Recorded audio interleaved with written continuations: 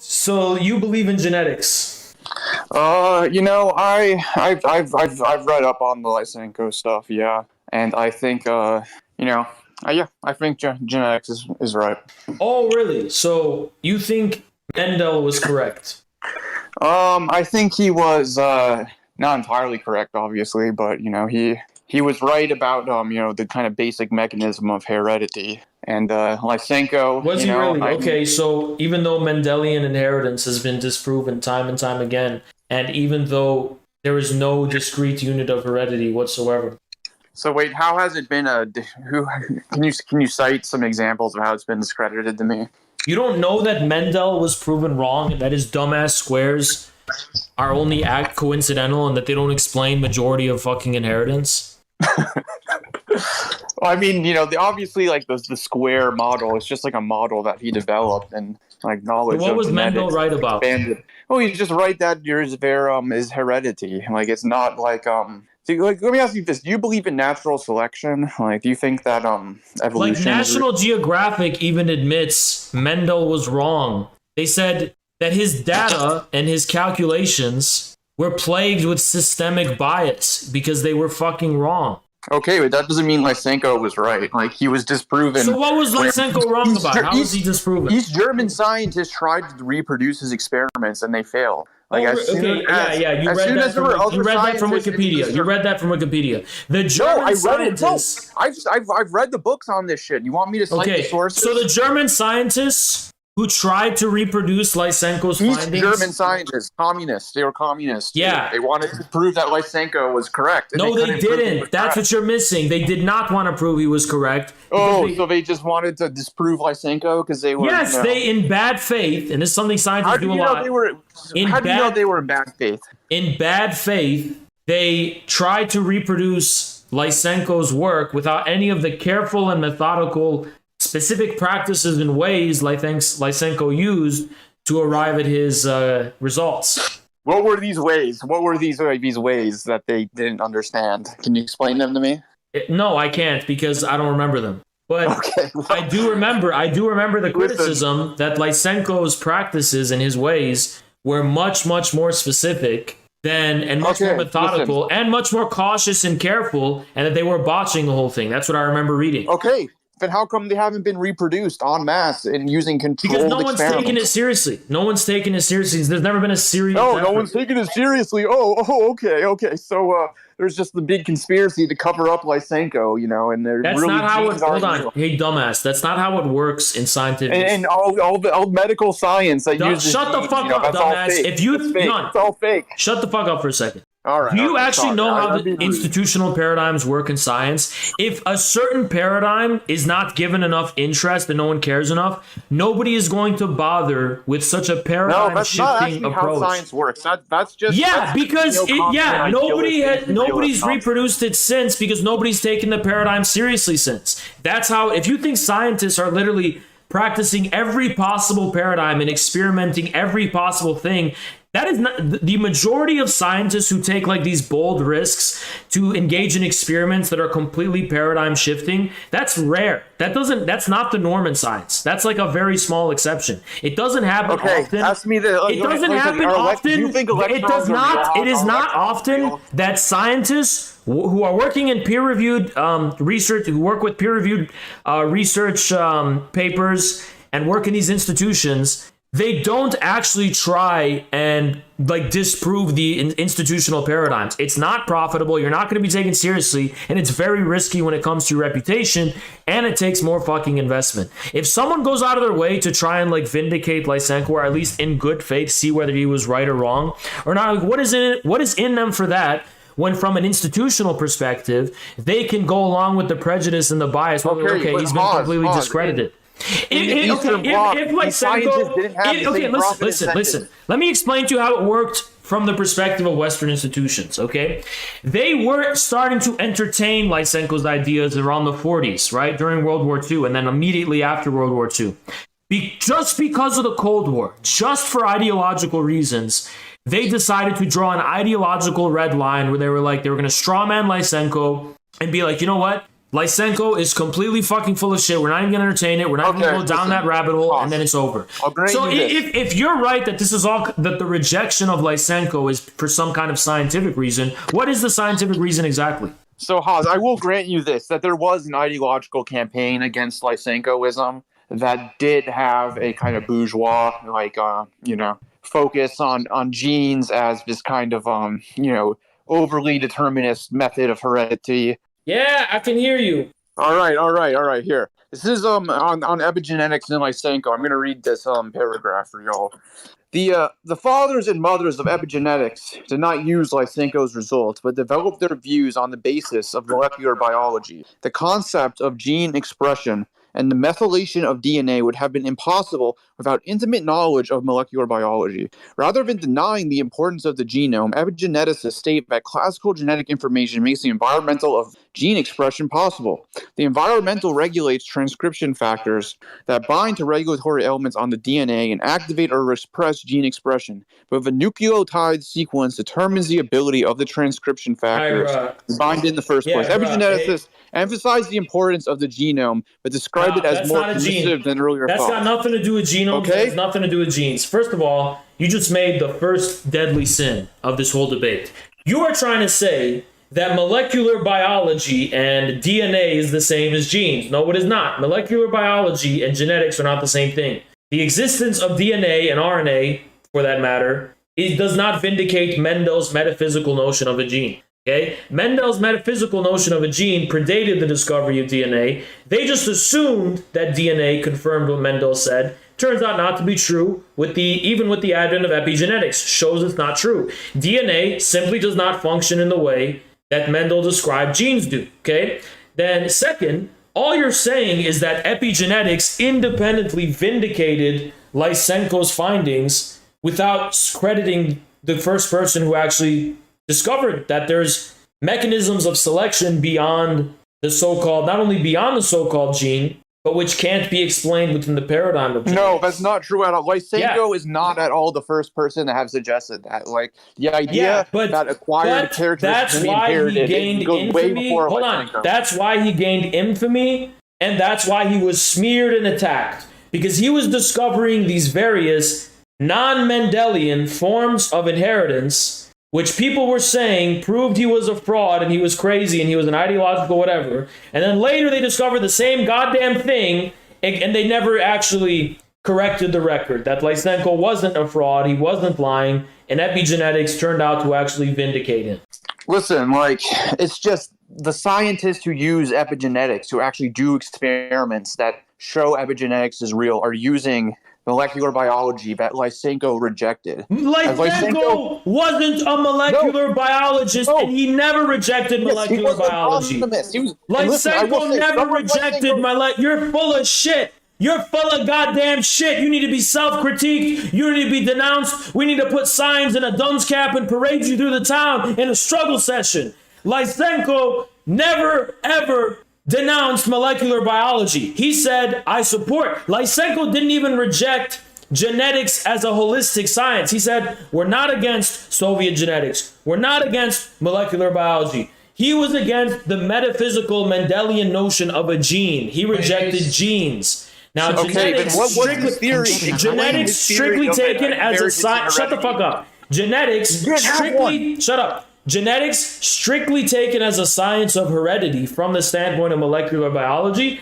Lysenko didn't reject that, but genetics as a so-called science of heredity taken in the sense of trying to discover discrete units and substances of heredity, that is what Lysenko rejected. So you got to get it straight.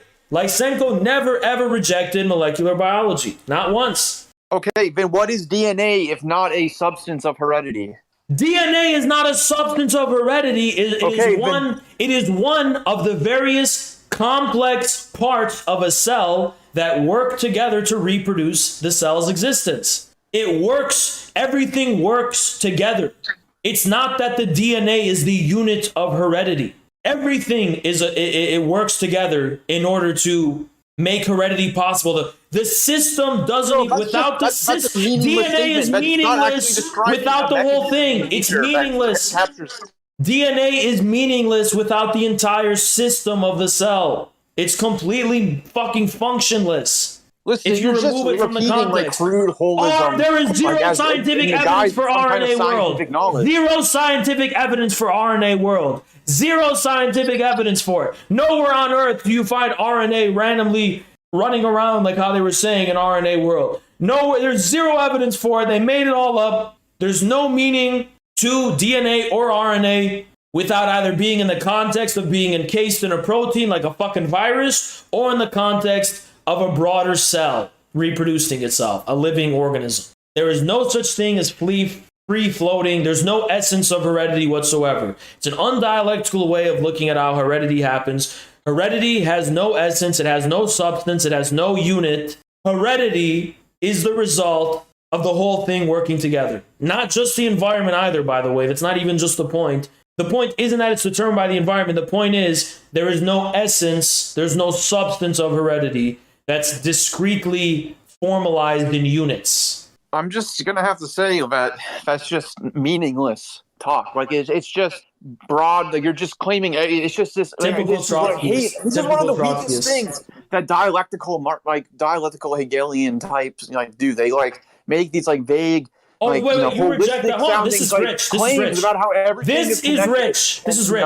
You reject dialectics. No, I don't. I just reject using dialectics to say nothing of. You reject Hegelianism and dialectics. Well, yes, Marx rejected Hegelianism. Like he. No, Marx turned Hegel on his head. There's a difference. And he broke. Yes, no, he did more than just turn Hegel on his head. He made a fundamental break with Hegel. Hegel is an absolute idealist. He thinks that cognition is, the beginning point of everything. All Marx did was take the next step. Marx is a fucking Hegelian. From any perspective outside of zooming in on the ideology, everyone says, yeah, Marx, he's a Hegelian. That's where he belongs. Okay, well, nonetheless, even Hegel's dialectics is not just this vulgar holism where you just say nothing is actually real. Let me break it down to you. Anglo-Saxon metaphysics says there's a substance or there's some kind of essence that determines reality, whether it's the empirical substance of empiricism, or even I know Spinoza wasn't an Anglo specifically, but he's part of the Anglo-Saxon metaphysical project, substance of Spinoza's project. It always this unit, this form that precedes material reality, okay? The same thing is true for genes. It's all part of Anglo-Saxon metaphysics. Dialectics does not afford recognition to discrete units of metaphysical substance. Dialectics says that the essence of a thing is also determined by the way it appears. In other words, appearance isn't just some accidental side effect of a deeper essence. Essence and appearance, and by appearance I don't mean visual appearance, I just mean the outward form of the organism. All of these things work together, okay? The organism is determined by its outward form. There's no static inner form determining the organism. The essence is imperiled outwardly and on the surface. That's dialectics. Now you're going to say that's meaningless. Well, you don't know anything about Marxism then. Because for Marx, how can you understand Marx's critique of political economy? How can you even understand the notion of class struggle then? Do you even know what class struggle is? If there's some kind of immutable essence, how could history be determined by class struggle? That doesn't even make sense. It would just be determined by the immutable essence. There would be no struggle to speak of. The only reason there's a struggle to speak of is because there's no immutable transhistorical essence. It's the same thing. Listen, we've gotten very far from the actual. Because listen, I'm not really anti as Hegel. I'm not as anti Hegel as I might have come across. Like, listen, I think there's useful stuff there. People should read him. I haven't really read him much. I want to, but regardless, thank you, Gio. The way that you were talking Thank about, you so much, bro. There's no essence of heredity because the DNA, it can only exist in the context of the entire organism, and it's not DNA is simply just part of this broader essence. Okay, yeah, technically that's correct. Yes, an organism as a whole is what reproduces, not just the DNA, in the cells or whatever. But yeah, but the DNA is not this static repository of. But listen, the point is in science is that we're not just looking about how everything is connected. We're trying to find like the kind of points of connection where you can kind of draw lines and say that this is like an actual entity that has specific powers or causal, effects, right? And what science is doing is it's doing experiments on nature and creating situations where we can kind of isolate these specific. All right, how has genetics succeeded in doing that? Show us the results. Show us the results. Show us the results. I mean, listen, like, look at modern epigenetic science. That's all the result of no, it's science. not. That's it's part of a literally paradigm called that epigenetics. Lysenko rejected. Genetics is a useless paradigm. It's never produced any meat and potatoes. That's just like, populist, like, peasant talk. Like, it's just demagogic. Yeah, I'm a Maoist and you're a revisionist. That's the difference. Okay, well, fair enough. Like, I'm a revisionist. Like, I don't agree with Lysenko. Like, this is the dumbest hill to die on, man. Like, it's funny as a meme, but like, if you're seriously trying to like base your political project, it's not a meme. All right, well, that's interesting. Like, Lysenko, you're saying that's the arrogance, and that's exactly why they hated Lysenko. Because Lysenko, I'm gonna tell you all the truth. This is the ruling class conspiracy throughout all of history. Lysenko was the barefooted peasant. He was barefooted. He was a peasant. He went out in the fields and he did the work to feed people. And these fucking glasses-wearing scientists were sitting inside laboratories fucking with flies and dumb gnats and dumb fruit flies and shit. And Lysenko was out here feeding people. And he was the barefooted practical scientist. And we're going to have that peasant uprising, and the glasses wearers will not be our tyrants any longer. Fair enough. I'm a glasses-wearing tyrant, and I've clearly rejected the knowledge of the folk, of the people. Exactly. Of the common peasant folk. And they hate Lysenko because he was a Russian barefooted scientist. He wasn't attached to the international so-called Anglo-Saxon community of scientific experts. He was a lot of Lysenko's Russian ideas science. were actually ripped off by a different guy, Machiron, who was also a kind of barefoot scientist. Russian science. Okay, there's Chinese scientists. But there's Chinese scientists. So much Russian science. No, I'm sick of the Anglo bullshit. That's good. There's Chinese science. There's Chinese scientists who can affect the rain with sound, with the power of sound. All of the ancient practices are going to come back, and Anglo science is on the demise. Listen, that sounds cool. If it happens, I'll fucking ride with it, man. Like, I'll eat my words and you're right. But like, if Lysenko comes back as a scientific paradigm and it's actually being used, I believe in sending the scientists to the fields. I believe in sending them to the fields to work with their hands, and maybe they'll actually produce some knowledge. All these scientists sitting around not doing shit, great stagnation, pencil pushing, collecting their salary, not contributing to mankind in any kind of way, not even making any new discoveries, not doing anything of any kind of usefulness. 100% Lysenko was correct. He's a hero of science. He's a hero of humanity. Oh, I think there's other scientists of the Soviet Union that you could point to as heroes of humanity. What about none were as brave as Lysenko? Well, you read any of the good history on Soviet science? Listen, Soviet science still could not be reproduced in the Anglo-Saxon context, but it's not considered metaphysically transformative. Lysenko's was. That's the difference. Well, I mean, whenever you explain Lysenko, all you do is talk metaphysics. So I guess you're right. No, yeah. Lysenko rejected metaphysics. That's the difference. No, he doesn't. He is talking about literal metaphysics. Yes, he did. That's the whole point. He said genes were a useless metaphysical notion. You want to talk about DNA, just talk about DNA. If you want to talk about molecular biology, talk about the fucking molecules that are actually there. Don't make this. But what did Lysenko have to say? What did Lysenko have to say about DNA?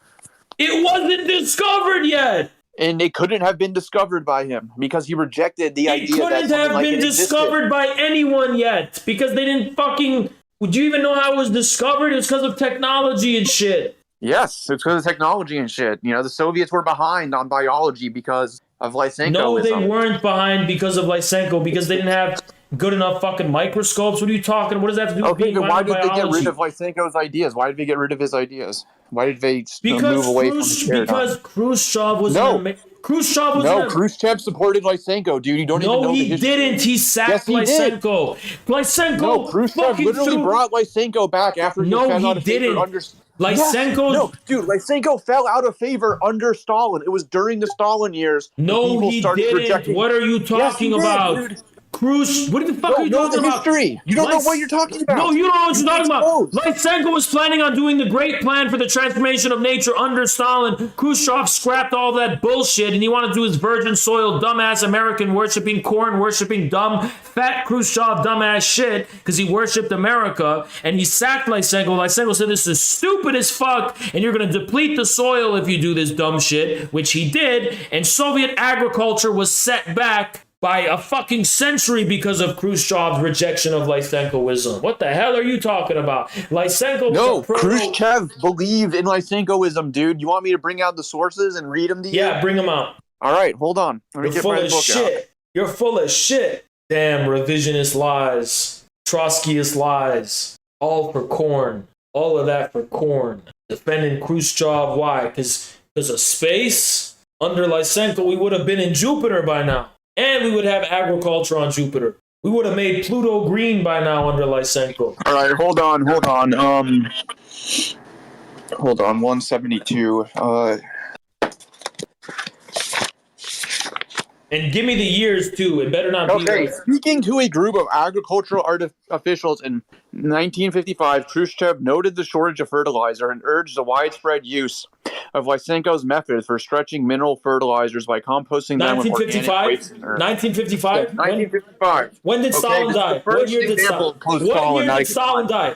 53. Okay, so 2 years later. Yes, 2 years later. So when did Lysenko fall out of favor? Okay, for the next 10 years, until his sudden dismissal in October 1964, he gave periodic public testimonials of faith in Lysenko's wisdom as a practical master of agricultural science. So why did Khrushchev pursue the virgin soil program? He was literally influenced by Lysenko's ideas with the virgin soil program. Wow, you actually think Lysenko supported the virgin soil? Let's see. Lysenko, virgin soil, virgin lands. And you think this was Lysenko's idea, right? I'm not saying it was Lysenko's idea. You're saying Lysenko supported it? No, he fucking didn't. Lysenko opposed them. Lysenko's career was destroyed in the 1950s because of the East German scientists debunking him. And Khrushchev brought him back and gave him a whole lab to experiment on and completely, discredited himself by crediting Stalin. This is it. This is from a PDF, results and discussions. And this is the Virgin Land Mega Project and the Land Reform. And it said, T.D. Lysenko opposed them, offering to rest upon selecting new, more productive variants, but not expanding the cultivated areas. So instead of expanding the soil, he wanted to actually have better variants. So Lysenko rejected it. Everyone knows that. He rejected the Virgin Lands Americanizer worshiper fucking corn program. I can't fucking believe you are trying to say Lysenko supported. I already showed you that Khrushchev. Listen, I already cited you sources that show that Khrushchev openly supported Lysenko until 1964 when he was dismissed. Oh, really? Long after the secret speech. Really? Now I'm gonna look up the virgin soil campaign. All right, you want the site is page 172 of the Lysenko affair by David Joravsky. At the end of 1952, they started criticizing Lysenkoism. Okay? Yes, before Stalin died. Stalin died in 1953. No, yeah. This was right before he died, right? Yes, right. Okay, while Stalin was still alive, they started critiquing Lysenko. Yeah. Okay? But no, that was toward the end of that was like right at the end when he wasn't even he was too sick to even fucking rule at that point. Oh, so he wasn't even in public or anything. He was barely. Lysenko's ideas were so good. Why should they rely on one guy being in power? Because the band of the revisionist clique of bureaucrats who backstabbed Stalin and spit on him when he fell to the floor and collapsed, like Beria and Khrushchev and the rest of them, including Beria. He's not innocent either. They were ruling at that time. Okay. Behind the scenes for him, okay? So you're saying that under Khrushchev, Lysenkoism was accepted. Well, Khrushchev was known for the Virgin Lands Project. That was his scientific paradigm shifting Here, I have thing, a citation on the Virgin Lands which Project. was fully opposed by Lysenko. No, but he used Lysenko's ideas to justify it. Oh, really? How? And to prove yeah, that then that's respectable, opportunism. That's stable like, yields could be even if that was expected from the true, which I Virgin doubt, Land, the even if that was appendix- true, which I doubt, that's like a form of opportunism. Because Lysenkoism was already well proven by that time. Okay, whatever. The point is that it wasn't because of revisionism. That Lysenko Yes, it was. No, because Lysenkoism was based on Marxist-Leninist materialist dialectic paradigm of the Russian peasant, and Khrushchev was an Americanist modernizer who wanted to sweep away the legacy of Stalinism. So why did he like Lysenko then? Why did he He keep Lysenko didn't around? like Lysenko. He rejected Lysenkoism in the fucking Virgin Facts are Soil stubborn Project. things, Haas. These are, Why these was are the great historical plan for the facts. transformation of nature scrapped, which was going to actually be Lysenko's thing? Why was that fucking scrapped? Go ahead. Because Stalin died. Okay, there you go, dumbass. Okay, but that's... If Lysenko's in charge and his ideas are still holding sway, you would have had a great plan for the transformation of nature. Yes, I know about the Great Plan, and I think it probably would have failed, just like Khrushchev's crazy plans failed. No, because the great plan for the transformation of nature was ahead of ecological science. It was ahead of its fucking time. Ecologists now are looking back at that and saying, Oh, yeah, shit. we're going to use the ancient magic, that they're going to bring back in China or whatever. Yeah, you have that Anglo-Saxon arrogance where you're in, you actually believe in fucking modern science. That's pathetic. Haas, why do you like the Trotskyist renegade Lyndon LaRouche so much? First of all, I'm not a LaRoucheist. Second of all, I never said you were a LaRouche. he's an ex-Trotskyist. Yes, but why would you trust an ex? Who else was an ex-Trotskyist? Yeah, I know, but he doesn't. He seemed like he matured from that, and I can't really say I oppose what his plans or anything like that. What do you oppose about LaRouche's ideas? I think I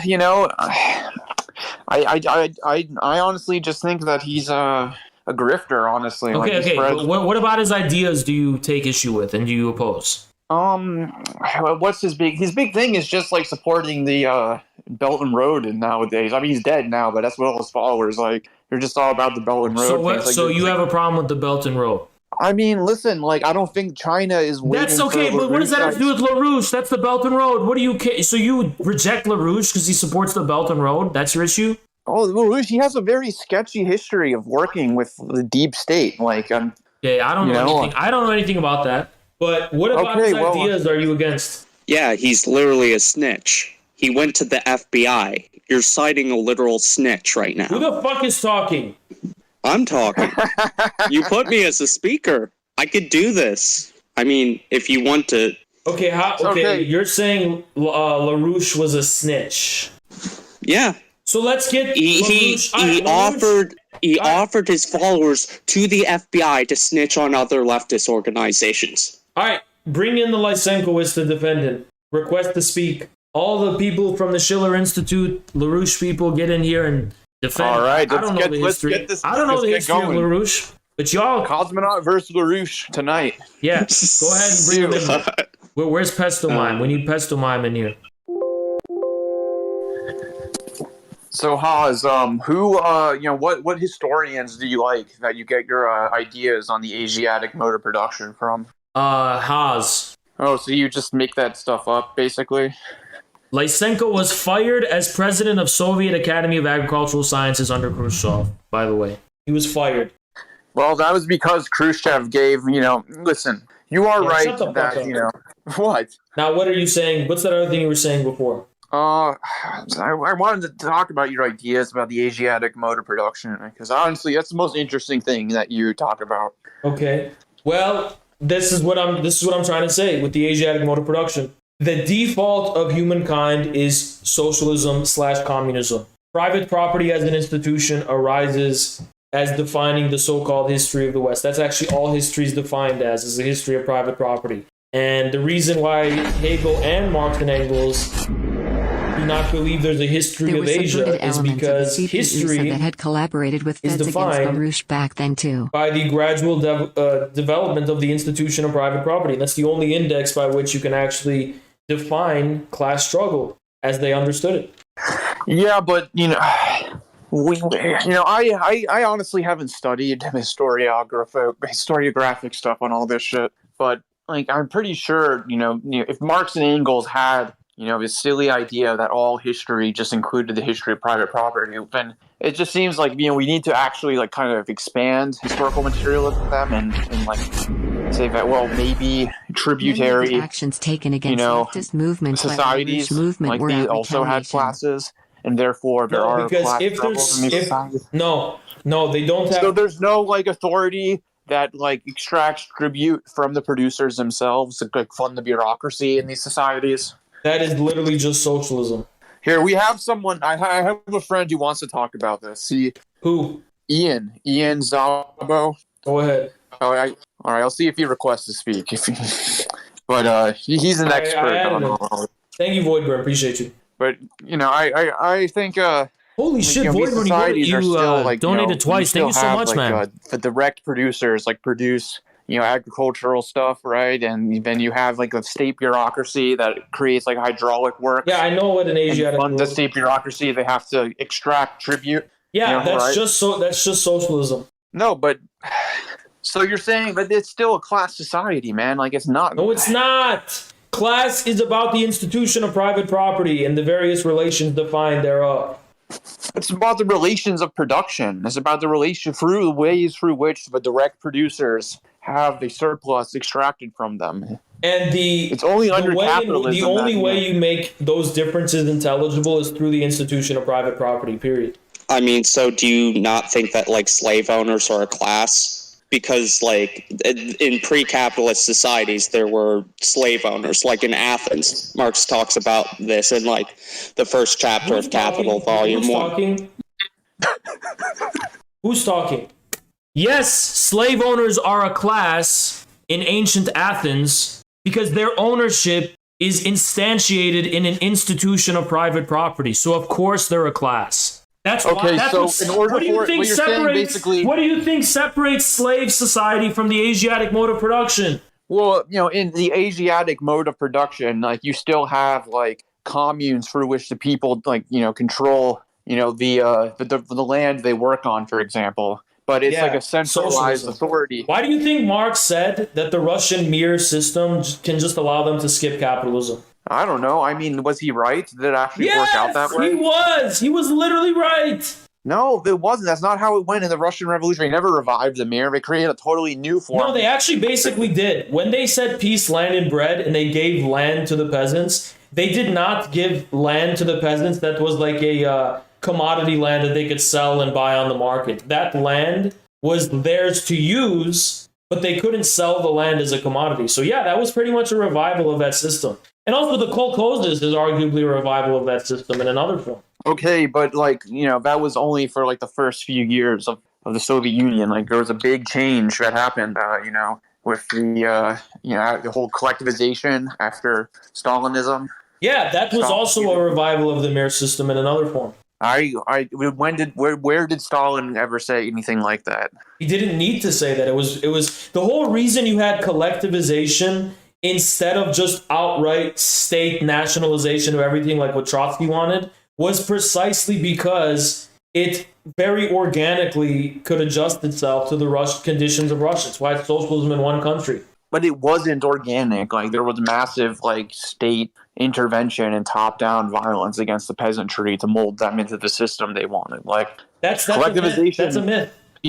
That's such a myth. There was a class struggle against the kulaks, and that's where all the violence came from. But after all that happened, it was very much organically sustained. I mean, even after the occupation by the Nazis kept the system in place because the Russian peasants were so just accustomed to it. That was like at less than after 10 years. So yeah, it was very much something that they considered natural and normal, and it wasn't forced at all. I mean, the only unnatural shit would have been like if they weren't allowed to have their own garden plots or weren't allowed to have their own houses. I mean, yeah, that's very unnatural, but they were. So it's like that pretty much was an evolution of the MERS system. Well, I'm going to have to say, you're the first person I've heard of this interpretation. So what? Of Soviet history. Oh, it's just interesting. Like, it literally goes against everything I've read from even, like, sympathetic historians. Because you have to understand, the word communism and socialism comes from a unique loss of sociality that comes with industrial capitalism that was always taken for granted beforehand. And that's literally the only context that could make sense of what Marx was even talking about when he talked about capitalist alienation stuff. He wasn't just talking about that resulted from the loss of primitive communism. He's talking about something unique to modern industrial capitalism. Yeah, I don't disagree there. Which is the culmination of history as such, and history being history basically beginning. Listen, that in my opinion, like that stuff about the culmination of history as such, it is the kind of teleological thinking that I honestly think Marx was trying to ultimately get away from. No, because you don't understand what he means by history. He doesn't just mean an index of change. History is... No, he means, as you said, like if he means it in the Hegelian sense, that history is just like the unfolding of like private property or civil society. Yes. Yeah, but clearly history is more than just that. Why? Why? Because we believe in world history. History is the project of the entire world system throughout evolution. All other histories follow a pretty, I won't say predictable, but a pretty wanted to liquidate and kill. intelligible process of a dialectic between nomadicism and sedentary civilizations, which is not very complicated at all. They have a more cyclical kind of history, which actually does involve change, by the way, but the nature of the change is different. For example, the change involves an expansion of the boundaries of the polity. It also involves, an expansion of methods of agriculture, an expansion of infrastructure and common works and things like that. But it's not historical in a Hegelian or Marxist sense of completely involving this traumatic destruction of social bonds corresponding to the rise of new forms of private property, which is what defines history proper. Hold on, someone wants to speak. The Asiatic mode of production, the evolution of its history, more or less preserves older and archaic forms of social bonds, or at least kind of synthesizes them in new ways rather than just destroying or annihilating them. Go ahead, beloved. Yeah, I just wanted to apologize for interrupting if I did so earlier. That was rude of me, but I wanted to get at like a point that I've been wondering about for a while. Do you believe in the liberal conception of freedom, Oz? What do you mean by that? Like freedom as in like how like sort of like Jeremy Bentham, the framers of the Constitution, conceptualized it, Locke, that sort of thing, in terms of like the individual being free from interference. Like, do you believe... I guess no, broadly.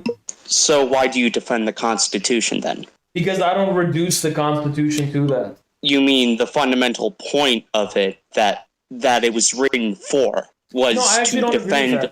I don't agree with that.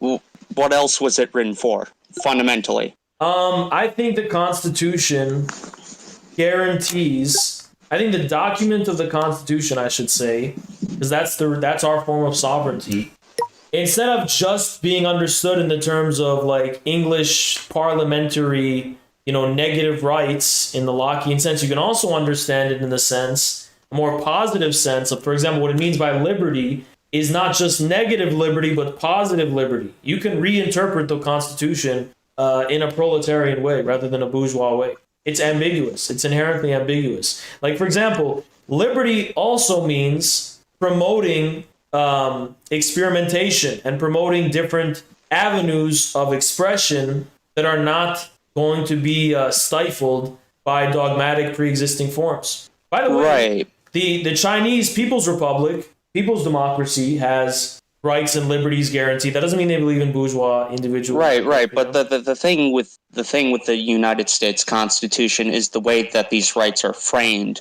Like, for example, freedom of speech is specifically fundamentally a negative right. Also, I fundamentally oppose the way you're framing this sort of like negative and positive rights, because that's complete like Cold War propaganda. The framework of positive and negative rights is like an invention of Isaiah Berlin, who was a liberal Cold War propagandist, and completely ignores the radical Republican tradition, the way the radical Republican tradition like conceptualizes freedom entirely. And if you go back and you read like the sort of like original essay that like Isaiah Berlin uses to put forward the concept of positive and negative liberty, it's designed and it's framed in such a way that you are supposed to inherently go towards like negative liberty. You're supposed to value negative liberty more, because fundamentally the emphasis on positive liberty leads to quote unquote totalitarianism. It leads to this the things that we're supposed to fear as good, honest Americans, or whatever fucking nonsense. All right, why is the U.S. Constitution incompatible with a proletariat? Why can't we have a people's democracy because proletarian dictatorship? All right, I have an answer, actually. Just like China. Can I go? Okay, listen. The way that the U.S. government is set up, like, first of all, as Marxists, like, we believe that, in a republic, in a real, democratic republic, like, sovereignty comes from the people themselves, like, from the representative institutions that the people elect and constitute as the highest sovereign. Okay, but in the United States Constitution, the way that it's set up is specifically it's not just a piece of paper that you just pick up and then interpret. It's an institutional setup for a form of the government. The Constitution is the basis through which the institutions of our government are organized, and thus like it creates the sovereign body of the state. But in the sovereign body of the state, the way the Constitution is set up is so that you have three separate branches of government, and only one of those branches, the representative branch, is an expression of people's sovereignty, and even then it is severely curtailed as a representative body through improportional representation. So the way the government is set up with the judiciary and with the Constitution specifically is way more ambiguous to prevent the than you're people from describing. being the true sovereign. And instead, there is no one sovereign body except, arguably, the judiciary, which isn't even elected by the people. Yeah, but they end up having massive amounts of You're only power. thinking in terms of you're confusing the proletarian dictatorship with democracy. Okay, the Constitution is that's just democracy. The proletarian dictatorship is the party dictatorship. The party as an institution is not going to be defined by the Constitution. Okay, but the Constitution creates the institutional framework through which the party rules. And if Not you have a necessarily. system... The Constitution is a Okay, if you necessary believe document. that the dictatorship of the proletariat is merely a dictatorship of the party, then why does Marx refer to the Paris Commune as a dictatorship of the proletariat? Because he was talking to these shit-lib anarchists who were like, "Oh, we don't like the word dictatorship," and Marx was like, "Okay, when I mean dictatorship, is just the proletariat exercising power." Okay. Yeah, okay, but through the Engels Paris specifically Commune. said... No, he wasn't saying the Paris specifically Commune said that is the like dictatorship of the He was not proletariat... saying the Paris Commune is like the immutable form of a proletarian Hold dictatorship. on. My friend Parker put his hand up. He knows a lot about this stuff. He'll also help us own you. Who is he?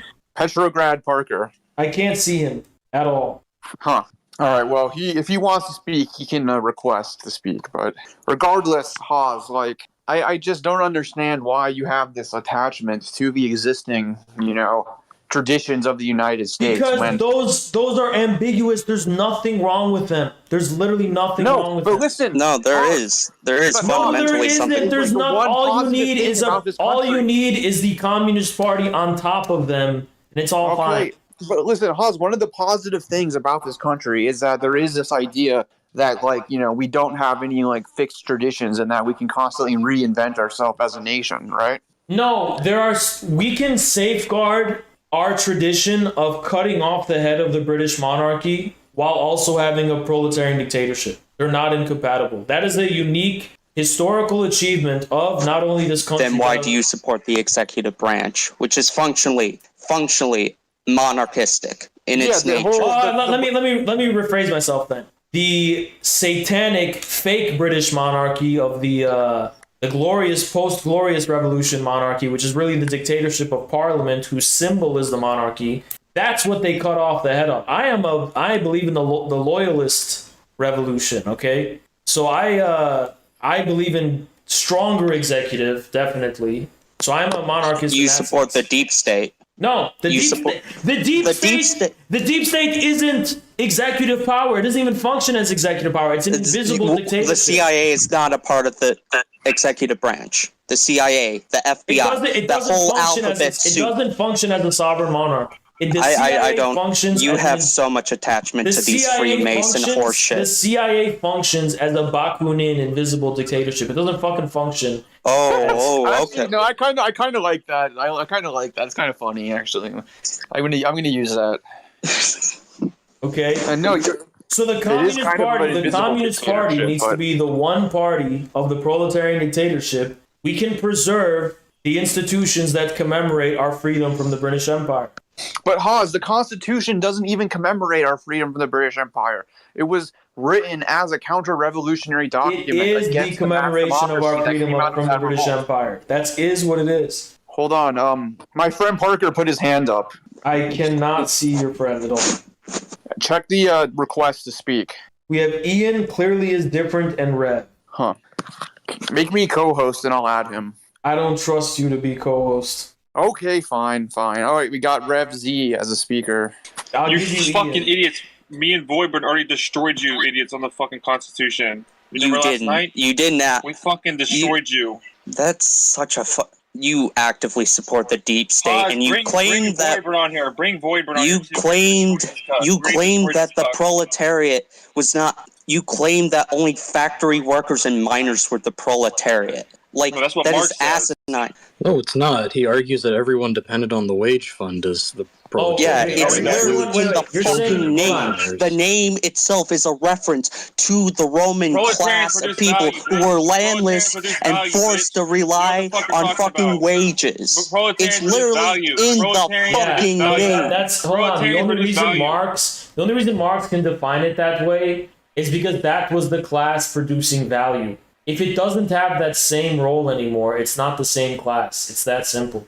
They don't have the same relationship to commodities and to private property anymore. Can I just point something about constitutions? The Constitution is a representation of the dictatorship of the bourgeoisie. Because the bourgeoisie requires the dictatorship of the bourgeoisie is fascism. Shut the fuck up. It requires the strata of bureaucrats to run the government for it, which is through the form of a privatization you're such a fucking of the law dumbass. through the free trade of the dictatorship of the bourgeoisie is fascism, you fucking dumbass. Bourgeois democracy is not an open dictatorship. It is not an open dictatorship. That is what capitalism is. It is dictatorship of the bourgeoisie, you fucking That's not the same as an open dictatorship, you dumbass. A proletarian dictatorship is an open dictatorship. Bourgeois democracy is not an open dictatorship. Is the suspension of other classes so that another class can rule. That all happens implicitly. That doesn't happen explicitly. That all happens under the rug. That doesn't happen explicitly unless it's fascism, you fucking dumbass. Yeah, formerly speaking. Yeah, and form matters. Form matters, you dumb. You're using literally a Cold War definition of dictatorship. You are a Trotskyist psychopath who think form doesn't matter. It does fucking matter. It's everything. Yes, it does, dude. I'm more of a Hegelian than you are. Says the you fucking Heideggerian Nazi. Engels directly says the Constitution should be used. One at a time. No, we're gonna talk about Heideggerian. So how is Heideggerianism and Heidegger's thought inherently Nazi? Go ahead, Ian. I'm not even gonna fuck it. That's an endless fucking conversation. Do you know anything? Okay, what did Heidegger contribute to thought? What is he known for? Literally nothing. I also want to point out. So wait. There's no. So Heidegger is known for nothing at all, right? No, I said he contributed nothing to like the body of human knowledge. Oh, okay, that's your opinion. So what is Heidegger known for? I think like the logical endpoint of your like what was Heidegger's point? What was Heidegger trying to say? Is like absolutely like the logical conclusion. What? It's like congratulations. Okay, on how? That. Explain how. He left. What a pussy. He literally left. What an actual bitch made pussy. Okay, so He doesn't know anything about Heidegger. He can't explain how Nazism is the logical conclusion of Heidegger. He's full of shit. Let's continue. I have a question for you. Go ahead. I'm interested in like what is it that you exactly see Alexander Dugin adding to Marxism-Leninism that Marxism-Leninism can't add on its own or whatever. Perfect. A notion of geopolitics, which not only includes the state, like Carl Schmitt or whatever, and the forms of bourgeois formal sovereignty of the state, because that was Carl Schmitt. He had a very Hobbesian formal bourgeois notion of state sovereignty and its projection into territorial space, but a notion of geopolitics that can actually take into account the more intuitive and material basis of statehood, which Dugin gives mystical representation to, sure, but Hegel also gave mystical representation to the commodity in Marx's view. So it's the same thing we're dealing with in the case of Dugin. With Carl Schmitt and other people when it comes to geopolitics, they're just extending bourgeois formalism in emergency mode. In Dugin's case, we are having a notion of geopolitics and civilization, what he calls big space, that I interpret in a materialistic way. So, for example, Dugin talks about different civilizational Daseins, a Russian Dasein, Chinese Dasein, American Dasein. I interpret that specifically in the form of the material basis of statehood in the way of life which is instantiated by certain economic guarantees by the state, certain prescribed economic norms that correspond to the stability of statehood, like the stability that the American middle-class factory job gave to the American state. You can come to a similar conclusion about the way of life under the Soviet Union or China today, with the special significance of agricultural land, small family-owned plots of land in China. Now they're changing that to apartments. So Heidegger is the common denominator of that, but Dugin gives kind of mythological and mystical and poetic form to what I think is a precursor to a materialist conception of not only geopolitics, but of political economy in the age of socialism, socialistic political economy, which is a thing. So basically, you're kind of saying that like Dugin's idea of he calls it like an ethnos, right? No, that's a different. That's not that he has a theory of ethno-sociology, yeah, but that's not the same thing. Okay, so but basically, you're saying that like Dugin's whole idea of like a Dasein is for different civilizations is just, these different Daseins or whatever, all rooted in like that includes the state, that includes the power of statehood. So it's not okay, just but how I just don't see how that's really different from like historical materialism, other than there's like a kind of emphasis on like sure. So this is the limitation of historical materialism as conceived. This is the limitation of classical Marxism as conceived by classical Marxism. So classical, I'm not blaming Marx and Engels because they didn't think in this way, but they've been canonized and reified in such a way that they've been like dogmatically interpreted. So in classical Marxism, there is this institution of statehood the institution of statehood is taken for granted. So in the understanding of classes, for example, the proletariat and the bourgeoisie are understood as two discrete classes, but those take as their premise the institution, which creates everyone as a universal citizen of the state, and only from there can we determine all other classes are understood from that reference point, which is the institution of the universal state. You don't get a proletariat or a bourgeoisie out in the open until everyone is formally equal, okay? So the limitation of that is that it doesn't actually explain materially how the institution of universal citizenship or the institution of the universal community of the state arises from its material opposite. So things like ethnosociology, things like a kind of a Heideggerian understanding of Dugin has a view of different Daseins. Heidegger doesn't. He has one Dasein. But more Duginist kind of understanding of different Daseins and different civilizations, that is going to allow us to understand how, because the universal community of the state is a formal community, which means it's an ideal community. What is its material basis? How do you understand the material basis of the universal community of the state without presupposing that community? So that's pretty much why you can't rely on classical Marxism. Oh, I would say that like in the bourgeois states where you get this idea of universal citizenship, where the conflict between bourgeois and proletariat can be fully like expressed, which I actually think is very different from how it actually played out in history, because you do have like lots of like absolutist autocratic states that don't have this kind of a universalist like legal system, but nonetheless you still have like clear class struggle. But but that's still institutional. But regardless, like I think what you're trying, like, maybe what you're getting at here is that like states have to inherit the pre-capitalist or pre-bourgeois structures that come before them, and in a way like the state tries to like replace like the lost collectivity. Yeah, it's that very intuitive, ambiguous, almost metaphysical kind of substance of a people that can't be straitjacketed into the form of the institution of democracy or the state. Well, I don't know about any of that, but I'm trying to be like totally like materialist here in the sense of like real. Well, just like Marx talked about like, the commodity. For example, like Marx said, the commodity is full of all sorts of metaphysical. He was basically saying the reason he's describing it that way is because he's trying to take us out of the certainties of formalism, not because he's actually giving credence to mysticism. He's trying to say we have to get out of the straitjacket of one-sided formalism and think dialectically. So that's why I'm saying metaphysical substance and all that.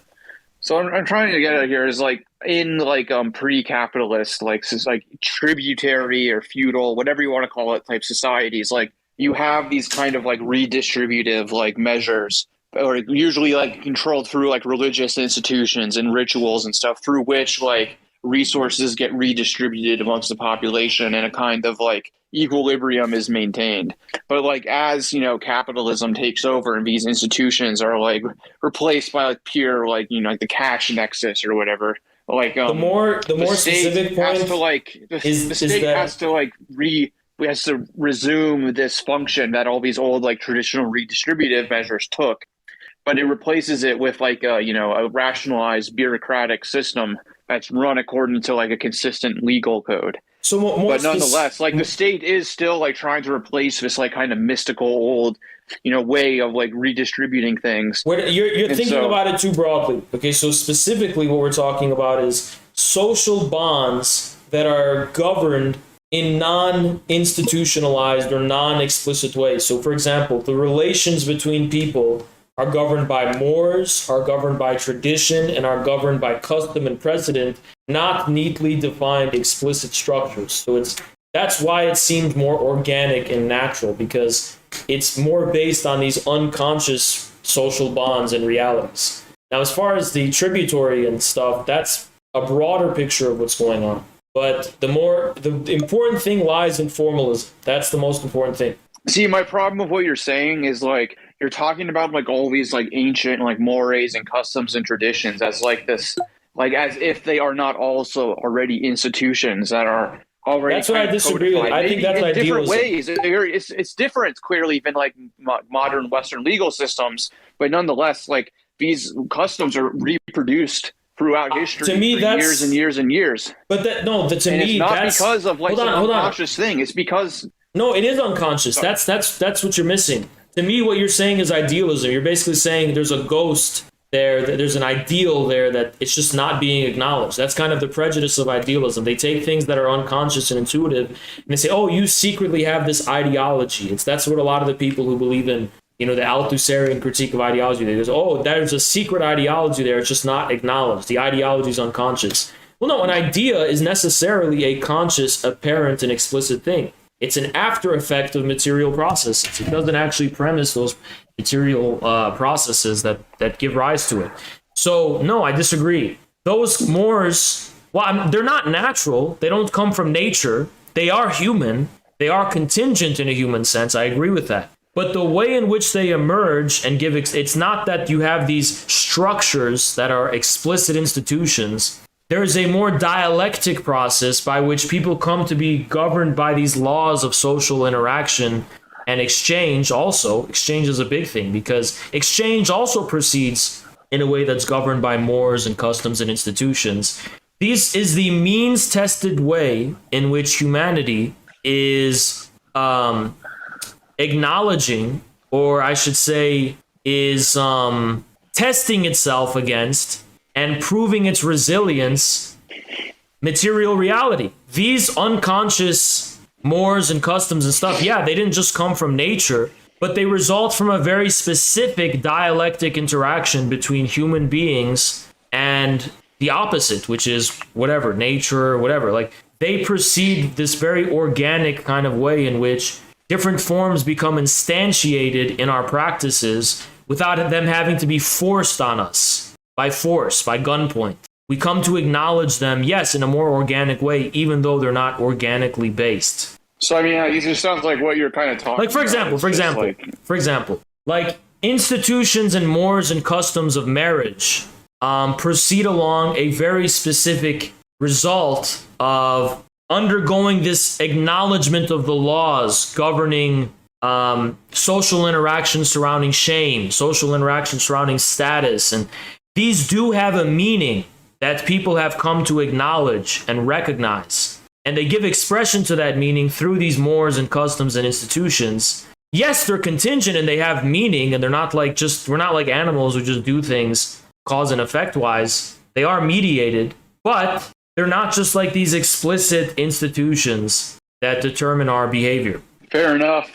I mean, I guess at this point, like, it's kind of hard to like say, like, you know, who's right or whatever, without like having like historical, like anthropological examples to look at. But I don't know. The point is, from a Hegelian perspective, capitalist modernity is the negation of all humanity. It's the period of negation, okay? And communism is the negation of the negation. So it preserves the original negation, but it discovers the rationale and logic of that negation by a return to the original premise in a new way. So you discover the secrets of the past by acknowledging why it was necessary for them to be negated in the first place.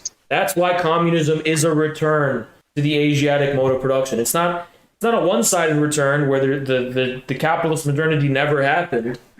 It just assails capitalist modernity into a deeper and more fundamental logic of historical development. No, I think I don't know if I agree with that, but I respect the position. I will say that. I respect the position you're taking because it is like a serious response to the challenge of modernity. And I think like that's really what communism is about. It is about like essentially, you know, I mean, in a way, like, but Donald, you say this response to the challenge of modernity. Yeah, but you say this, and then 2 days later, you're gonna be on Twitter and you're gonna be talking shit. I'm not gonna be talking shit, man. Like, that's how it is. I talk shit, but you know, I'm all been about the fact that because you go where the wind blows. If all of left Twitter is piling up on me and attacking me. Yeah, you go where the wind blows. If all left Twitter is piling up on me and attacking me. Listen, Haas, when you act cringe and silly, I laugh at it because I can't. I laugh when things are funny. Because you go with the mob. You have the herd mentality. No, listen, I don't really go with the mob. I don't really feel that way. Listen, like, I don't think you're like. Let me ask you a question. Are you a Caesarian socialist? A Caesarian? Do you know who came up with the term third world Caesarian socialist, actually?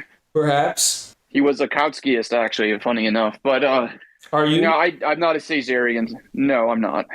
Listen, why not? I'll give critical support. I'll give critical support to Caesarian socialism in the third world as a like alternative form of developmentalism, the neoliberalism.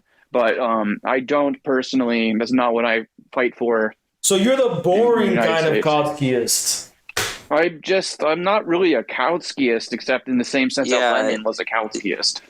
Like, the term Kautskyist is not really, like, it's more of a derogatory term, just like Pat Sock is kind of a derogatory term. Yeah, exactly. All right, but you have to understand the second we get called like a Kautskyist, just like you get called like a Pat Sock. Yeah, but the Second International was Gnosticism, and Lenin was like a Christ-like figure. So that's pre-Christianity. That's like saying those weird tendencies in between Judaism and Christianity. It's not Christianity. Christianity is a qualitatively new thing, and that's what Leninism is. Lenin is qualitatively new. Listen, I think, you know, Lenin was right to break with the Second International over imperialism. I think that was the right choice.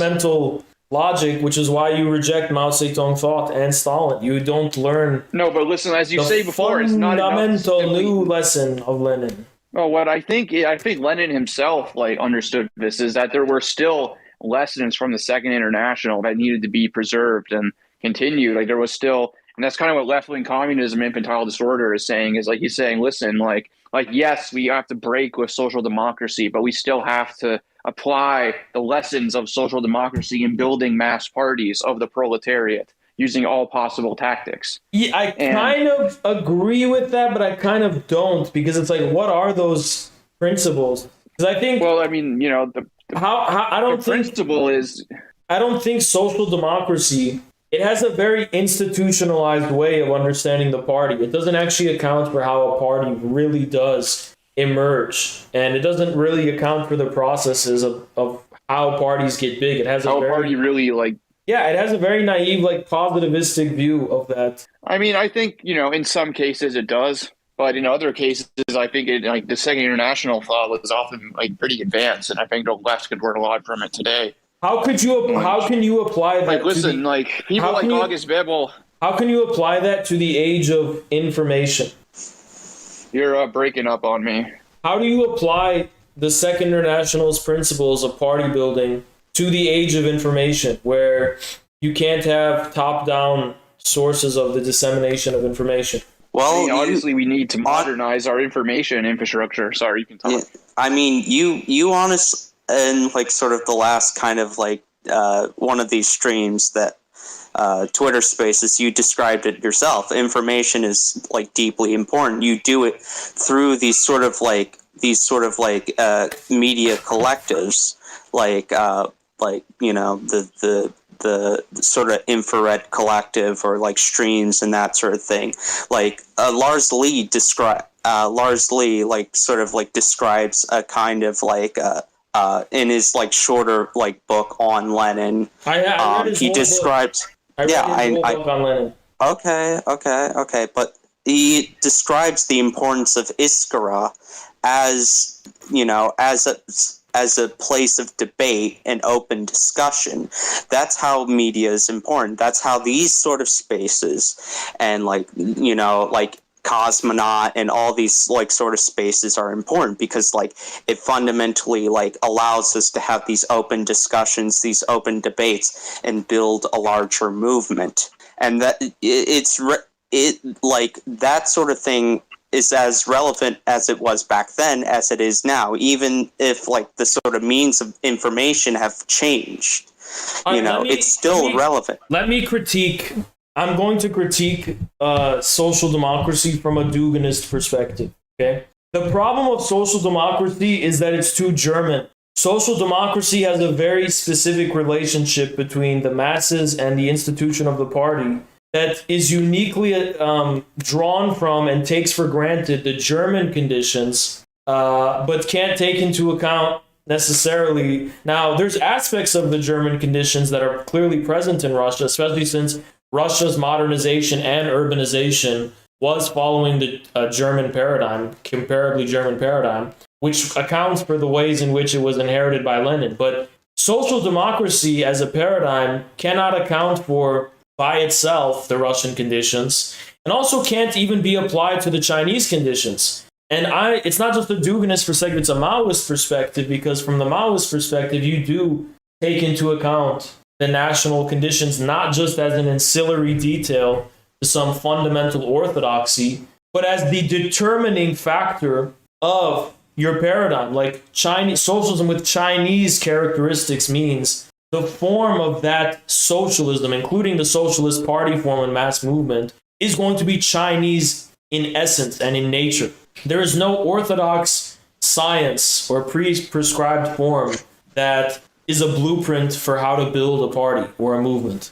Listen, Lenin, for example, he is an example, though, of how one can take the universal lessons of, classic social democracy and apply those lessons in a different context. That's the whole thing about Lars Lee's whole understanding of Lenin, is he's showing that Lenin is both a very orthodox Marxist, but also a very creative Marxist, because he is able to, you can take these principles, and he's able to translate them to Russian soil in a totally different context than what Germans were doing. I think, but I think his whole point the issue with Lee's interpretation, though, is that he is more giving a description of why Lenin came to the conclusions he did. Lenin was a faithful social democrat, specifically influenced by German social democracy.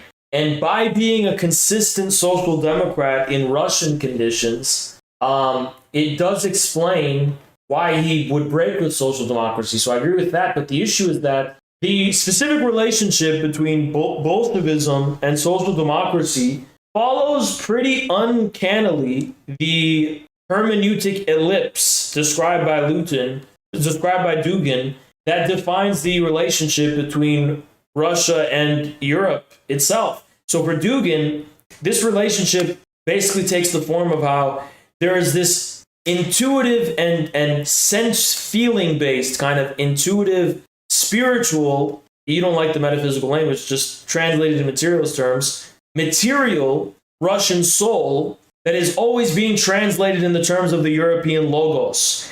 And every time this happens, where the European logos is given expression in Russia, it turns into something unexpected and adapts into the Russian context, not because Russians adopt different forms or logos than the European kind, but precisely because they do take it to its fullest conclusion, which leads to something that was never expected from the European perspective. So that pretty much seems to me that Lenin adopts European logos in the form of German social democracy to Russian conditions, and it follows that same pattern of the hermeneutic ellipse described by Dugin, where somehow the application of the triumph of the European logos on the Russian soil gives rise to forms completely unanticipated by that same logos. So I think that specific thing Lee is tracing from social democracy to Lenin is also because of the very specific relationship Russia as a whole has to Europe generally. I mean, I would like you to go like further and explain what exactly is the Russian essence that makes it so thoroughly opposed to like I guess European logos, like because there's many like sort of like Russian leaders who, you know, fully embraced the Enlightenment tradition, the sort of like European logos quite closely. That's what Dugin says. Dugin says all of them have embraced, since Peter the Great, basically, the European logos. But the problem has to do with the fact that in Russia, you somehow encounter the material origins of this logos. The way in which this logos, or let's just say the ideal, arises from its material opposite, which gives rise to a development unanticipated by the logos itself. So it's not that there are special Russian characteristics that are explicitly different from the European logos or Enlightenment that prohibit it to be fully reconciled. It's that, for example, you do have a similar situation in Russian cities as you do in Germany. You do have a way of translating the conceptual tools of German social democracy to Russia. But you also have this issue of how is this being reproduced in the countryside, right? And being able to take that into account allows the Russians to actually anticipate the future of Europe itself. Because, you know, in Russia, you had the situation where you had a bourgeoisie and you had all the, you know, similar formations as in Europe. But then you had this czarist autocracy, which easily assailed this bourgeoisie into its greater logic. And, you know, you had the first State Duma, which was a kind of a sham and just a part of the czarist autocracy's machine, right? It was subsumed by it. Well, the same thing happened in Europe in the age of imperialism. Bourgeois democracy was subsumed by imperialism in a similar way. So it's not that there's something different about Russia from Europe. It's that Russia is the real of Europe itself, the unacknowledged real of Europe itself. That it doesn't. It's like Europe is running away from its own mother. It's running away from its own messy origins, if you want to put it that way. For example, the origins of modern European capitalism itself. Well, Lenin had to rediscover that in Russia. He was burdened and tasked with dealing with that, and in doing so, anticipated the further development of world history even within Europe. I guess, I think how I would put it is, in the grand historical scheme of things, Russia was a place where the contradictions of imperialism, autocracy, and capitalism were all kind of able to combine in a way that allowed for someone like Lenin to most consistently apply Orthodox Marxism to the point where it clashed with the rest of Orthodox Marxism. And because of his unique historical situation, Lenin had to maintain a certain fidelity to Orthodox Marxism in order to lead the workers' movement, and that's what led to this revolutionary break, I guess. The more what I've written in my book, which hasn't been released, is that the real reason was because there was a missing proletariat. So you had to deal with an issue. What is the concept of the proletariat? Does that arise from a neatly and discreetly apparent formation in reality? Or is there a deeper essence to the unity between the institution of social democracy as a party with the workers' movement? That unity, which, uniting that with the word, that was the whole point and purport of the Second International. When you have that material essence, as it is apparent in Europe, missing, how do you rediscover that essence without sacrificing the essential truth of social democracy experience in Europe? And because Lenin was confronted with that specific, unique question, he was able to anticipate the future. And that actually, by the way, is described, not directly, but can easily be described by that hermeneutic ellipse that Dugin talks about, which he describes as the structure of archaeo-modernity. That paradoxical fact that the more Europe's logocentric history delves into its own past, the more it gives rise to its modern so-called progress and its future. So that's the paradoxical structure of archaeo-modernity. Russia represents this archaic, so-called lesser advanced and so-called pre-capitalist formation. In reality, it's not pre-capitalist. It corresponds to world capitalism. And as a matter of fact, the development of world capitalism has to be reconciled with that fact. So the whole linear notion of history, according to which you proceed from lesser advanced to more advanced, is turned on its head. And that's why Lenin has a very Einsteinian, zigzaggy view of history, as opposed to that kind of Anglo-Saxon, Newtonian, linear view of history. For Lenin, history, it proceeds in zigzags because the logic of historical progress is imminent and present. It's a logic that describes the rationality of how the present works, of understanding the world in the present. It's not a way of forecasting the future. It's a way of understanding how things are working now. So that sums up Lenin's achievement and why Lenin was able to triumph, more or less. All right. I'm not going to lie, Haas. I got to go to bed soon. But it was an interesting discussion. Bye.